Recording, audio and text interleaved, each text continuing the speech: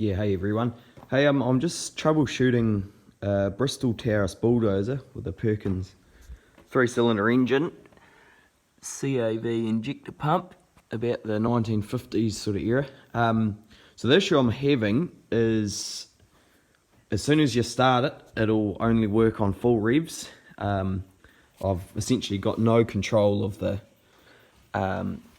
accelerator.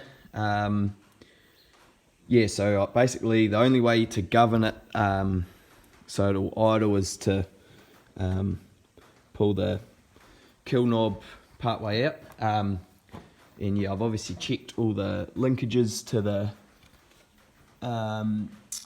throttle assembly, and that's all working fine. I can see the butterfly valve inside's working fine. So yeah, what I'm guessing is it's something to do with the injector pump. Not sure quite what.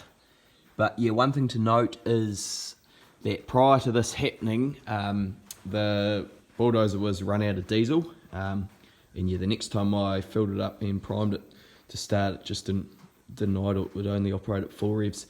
Anyway, I'll give it a start up and show you what I mean. But yeah, any help would be much appreciated.